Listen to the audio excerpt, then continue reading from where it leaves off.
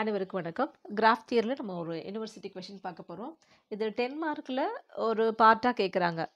ஏ, B அந்த மாதிரி ஒரு பார்ட்டா அதை கேட்குறாங்க. இல்லைன்னா தனியாக 5 மார்க்ல கேட்குறாங்க. Okay, prove that alpha dash plus beta dash equal to P. ஆக்சுவலாக இதுக்கு தியரத்துக்கு பேர் இருக்கு, அது கேலியா தியரம். அங்கே தியரம் ஸ்டேட்மெண்ட் என்ன இருக்குன்னா, for any non trivial graph with P points இல்லை P vertex alpha dash plus beta dash equal to 1. Okay, இதை பார்க்கறதுக்கு நமக்கு சில பேசிக் டெஃபினிஷன் தேவைப்படுது. முதல்ல நம்ம அதை பார்க்கலாம், அதுக்கப்புறம் இந்த தியரத்தை வந்து பார்க்கலாம்.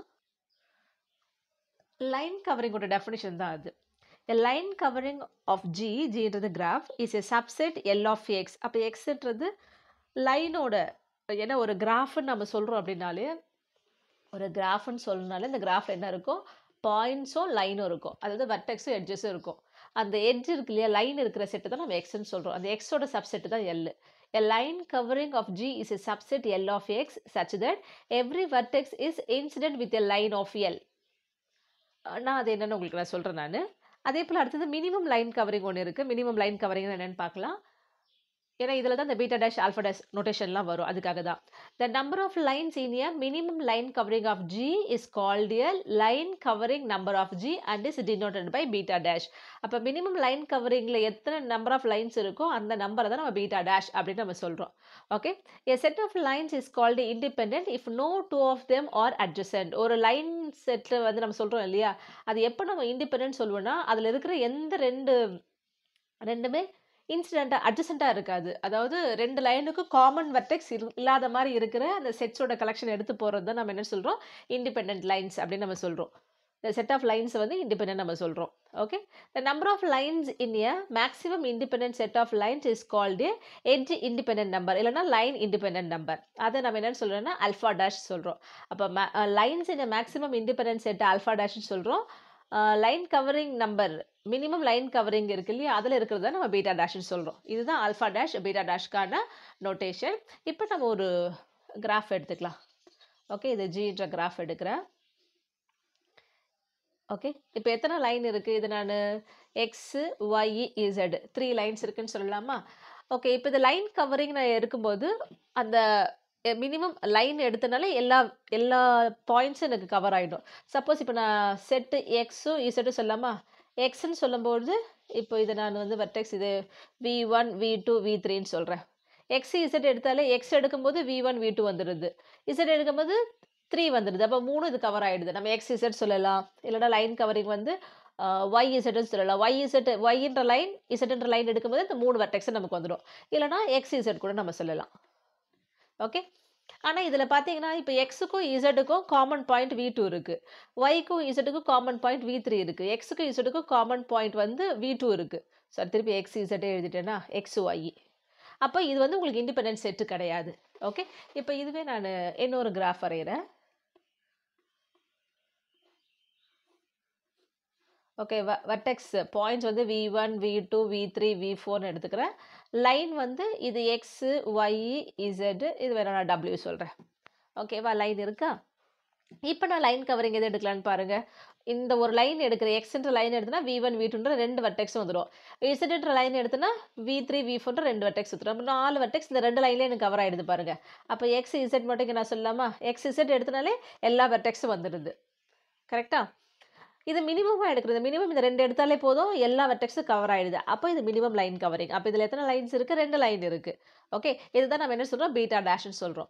அகைன் இது இண்டிபெண்டன்ட் செட்டுன்னு பார்த்தீங்கன்னா, இப்போ எக்ஸ்னா V1 V2 காமன் அதே போல் இசட் வந்து V3 V4 ரெண்டுத்துக்கும் காமன் வெர்டெக்ஸே இல்லை பாருங்கள். அப்போ இது இண்டிபெண்டன்ட் செட்.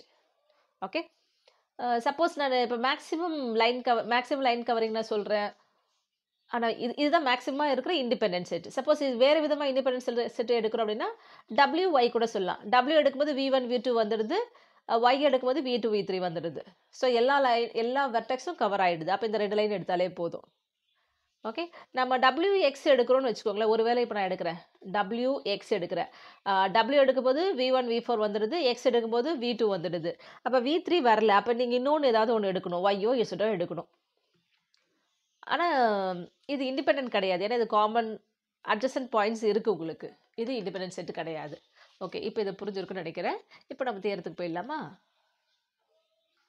கேலியா தியரம் நேம் பண்ணாலும் நீங்கள் எழுதணும். For any non trivial graph with P vertex இல்லை P points alpha dash plus beta dash equal to P. Okay, இப்போ ஜின்ற கிராஃபில் எத்தனை பாயிண்ட்ஸ் இருக்குன்னு நம்ம எடுத்துக்கிறோம், பி பாயிண்ட்ஸ் இருக்குன்னு நம்ம எடுத்துக்கிறோம். Let G be a graph with P points. இப்போ எஸ்ன்றது தான் maximum independent set of lines in ஜின்னு எடுக்கிறோம். Let S be a maximum independent set of lines of G. அப்போ அதில் இருக்கிற லைன் தான் நம்ம எத்தனை நம்பர் ஆஃப் லைன்ஸ் தான் ஆல்ஃபா டேஷ்னு நம்ம சொல்கிறோம். அப்போ மாடுலஸ் எஸ் வந்து ஆல்ஃபா டேஷ். அப்போ எஸ்ன்ற செட்டில் எத்தனை லைன் இருக்குது, ஆல்ஃபா டேஷ் இருக்குது. அப்போது ஒரு லைன் சொல்லும்போது இப்போ மேக்ஸ் இண்டிபெண்டன்ட் செட் இருக்கும்போது எந்த ரெண்டு லைன் எடுத்தாலும் காமன் வெர்டெக்ஸ் இருக்கவே இருக்காது, காமன் பாயிண்ட் இருக்காது, அட்ஜசன்ட் பாயிண்ட் இருக்காது. ஓகே, அப்போ ஒவ்வொரு லைனுக்கும் ரெண்டு டிஃப்ரெண்ட் வெர்டிசஸ் இருக்கும், ரெண்டு டிஃப்ரெண்ட் பாயிண்ட்ஸ் இருக்கும். அப்போது இந்த எஸ்ல இருக்கிற லைன்ஸோட இன்சிடென்டாக இருக்கிற பாயிண்ட்ஸ்னு சொல்லும்பொழுது 2 டைம்ஸ் ஆல்ஃபா டேஷ் சொல்லலாமா, அதுதான் இங்கே எழுதியிருக்கேன். Thus number of points incident with lines in S equal to 2 alpha dash. ஏன்னா இண்டிபெண்டன்ட் செட்டுனாலே காமனாக அந்த லைனுக்கு எந்த பாயிண்ட்ஸுமே இருக்காது. ஓகே, இப்போ எம்ன்ற இன்னொரு செட்டு எடுக்கிறேன். ஓகே, இது இன்சிடென்டாக இருக்க பாயிண்ட் இப்போ இந்த இடத்துல எடுத்துக்கோங்களேன். இந்த டயக்ராம் எடுக்கும்போது இப்போ எக்ஸ் இசட் எடுக்கும்போது எல்லா பாயிண்ட்டும் கவர் ஆகிடுச்சு. கரெக்டா? இது இண்டிபெண்டன்ட் செட்டும் கூட. ஆனால் இந்த ரெண்டு லைன் இல்லாமல் மீதி லைன் இருக்கு இல்லையா, WYன்னு இருக்கு இல்லையா. இப்போ மீதி இருக்கிற லைனும் நம்ம எடுத்து எழுத போகிறோம். அப்போ அந்த மீதி இருக்கிற லைன் என்ன அப்படின்னு நம்ம சொல்கிறோம் அப்படின்னா அதை தான் நம்ம எம்னு எடுக்கிறோம். Let M be the set of lines not covered by any line of S. எஸ்ஸில் இல்லாமல் இருக்கிற மீதி லைன். அப்போ மீதி லைனுன்னு சொல்லும் பொழுது அந்த ஒவ்வொரு லைன் என்ன இருக்கும், இதில் இருக்கிற ஒவ்வொரு பாயிண்டோட ஒரு வாட்டி இன்சிடென்ட் ஆயிருக்கும் கண்டிப்பாக. இப்போ டபிள்யூன்னு எடுத்தால் V1ஓட ஒரு வாட்டி இன்சிடென்ட் ஆயிருக்கும், V4ஓட இன்சிடென்ட் ஆயிருக்கிறது, இந்த மாதிரி இருக்கும். கரெக்டா? அப்போது மாடுலஸ் எம்னு நம்ம என்ன சொல்லணும், 1 incident line for each of P - 2 alpha dash. ஏன்னா எஸ்ஸில் வந்து எத்தனை பாயிண்ட்ஸ் இன்சிடென்ட் ஆகிருக்குன்னா 2 ஆல்ஃபா டேஷ். ஜின்ற கிராஃபில் மொத்தம் எத்தனை பாயிண்ட்ஸ் இருக்குது, P பாயிண்ட்ஸ் இருக்குது. அப்போ மீதி லைன்னு சொல்லும்போது எத்தனை பாயிண்ட்ஸோட கவர் ஆகும் அப்படின்னா இன்சிடென்ட் ஆகும்னா P - 2 ஆல்ஃபா டேஷ் பாயிண்ட்ஸோட கவர் ஆகிருக்கும். அப்போ அந்த ஒவ்வொரு பாயிண்ட்டோட கண்டிப்பாக ஒரு லைன் இன்சிடென்ட் ஆகிருக்கும். அதை தான் நம்ம எம்னு சொல்கிறோம். இப்போ மாட் எம்மில் எவ்வளோ லைன்ஸ் இருக்குன்னா P - 2 ஆல்ஃபா டேஷ் லைன் இருக்கும். இது எத்தனை பாயிண்ட்ஸோட இன்சிடென்ட் ஆயிருக்குன்னா P - 2 ஆல்ஃபா டேஷ் பாயிண்ட்ஸோட இன்சிடென்ட் ஆயிருக்கும். ஓகே, இப்போ எஸ்ஸில் இருக்கிற லைன் எம்மில் கிடையாது. அப்போ எஸ்ஸுக்கும் எம்முக்கும் இன்டர்செக்ஷன் வந்து எம்டி, இன்டர்செக்ஷனே கிடையாது. அப்போ modulus of S union M என்னன்னா மாட் எஸ் ப்ளஸ் மாட் எம்னு இருக்கும். ஏன்னா இன்டர்செக்ஷன் இல்லை இந்த இடத்துல நமக்கு. ஓகேவா? இப்போ டீன்ற செட்டு நம்ம என்ன சொல்கிறோம்னா மினிமம் லைன் கவரிங் ஆஃப் ஜின்னு எடுக்கிறோம். அப்போ மினிமம் லைன் கவரிங் ஆஃப் ஜிக்கு நம்ம என்ன நோட்டேஷன் பார்த்தோம், பீட்டா டேஷ் பார்த்தோம் இல்லையா. அப்போ mod T equal to beta dash. Okay, இப்போ நம்ம modulus of S union M எடுக்க போகிறோம். எஸ் யூனியன் எம் இங்கே பாருங்கள், எஸ் வந்து மேக்ஸிமம் இண்டிபெண்டன்ஸ் செட், எம் வந்து எஸ்ஸில் கவர் ஆகாமல் இருக்கிற லைனோட இது. அப்போ இது ரெண்டுத்தையும் சம் பண்ணால் which is greater than or equal to beta dash. பீட்டான்றது மினிமம் லைன் கவரிங் தானே. அப்போ கண்டிப்பாக இது என்னவாக இருக்கணும், இதை விட பெருசாக இருக்கணும் இல்லை ஈக்குவலாக இருக்கணும். So modulus of S union M வந்து greater than or equal to beta dash. இப்போ மாடுலஸ் ஆஃப் எஸ் யூனியன் எம்னா நான் என்ன சொல்லியிருக்கேன், இன்டர்செக்ஷன் இல்லை, காமன் பாயிண்ட்ஸ் எதுவுமே இல்லை. அப்போ modulus of S union M equal to mod S plus mod M. Modulus S என்னென்னு எடுத்திருக்கோம் பாருங்கள், ஆல்ஃபா டேஷ். மாடுலஸ் எம் என்ன கண்டுபிடிச்சிருக்கோம், P - 2 ஆல்ஃபா டேஷ். அதுதான் இங்கே லெஃப்ட் ஹேண்ட் சைடில் ரீப்ளேஸ் பண்ணுறோம். ஆல்ஃபா டேஷ் -2 ஆல்ஃபா டேஷ்னா ஆல்ஃபா டேஷா. இப்போ P - alpha dash is greater than or equal to beta dash.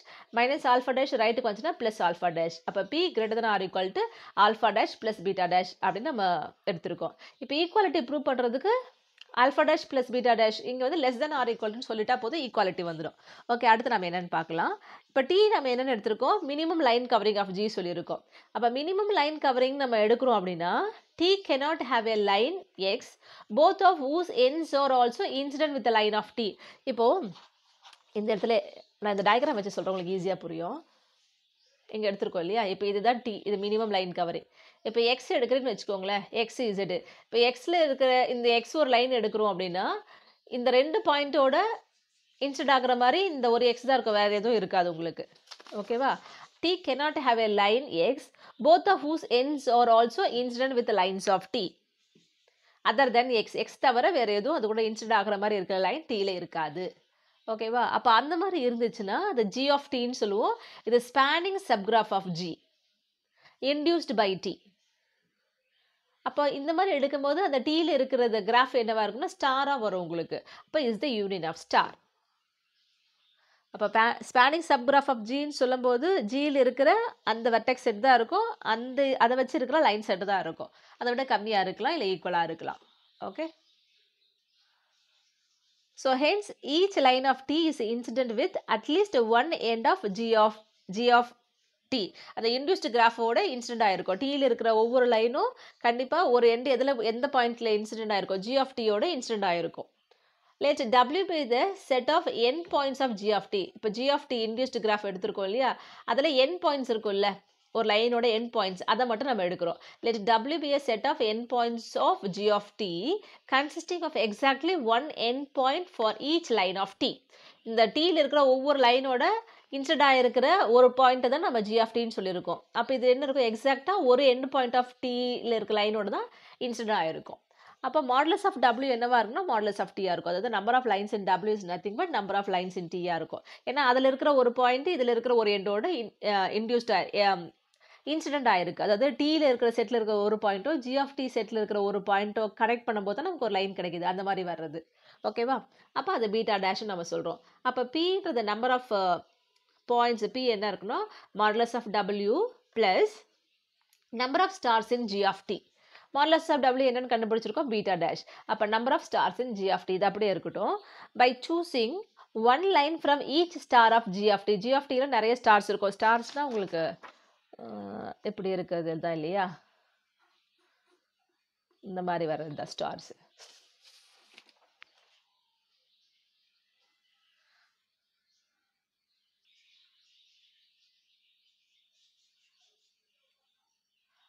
Okay, by choosing one line from each star of G of T, we get a set of independent lines of G. Set of independent lines of Gல இருக்கிற points இருக்குல்லையா, அது maximum independent settle இருக்கிற அந்த number of lines தான் நம்ம alpha டேஷ்னு சொல்கிறோம். இங்கே கிடைச்சிருக்கிறது இண்டிபெண்டன்ட் லைன்ஸ் ஆஃப் Gன்னு சொல்கிறோம். அப்போது மேக்ஸிமம் வந்து ஆல்ஃபா டேஷ் சொல்கிறோம் இல்லையா? அப்போ ஆல்ஃபா டேஷ் வந்து greater than or equal to number of stars in G of T. இதை லெஃப்ட் ரைட் இன்டர்சேஞ்ச் பண்ணி எழுதுனா number of stars in G of T வந்து less than or equal to alpha டேஷாக இருக்கும். ஸோ இங்கே 2 இருக்கு இல்லையா? 2ல் number of stars in G of Tக்கு பதிலாக ஆல்ஃபா டேஷ் போடும்போது இது லெஸ் தென் ஆர் ஈக்குவல்ட்டுன்னு வந்துடும்.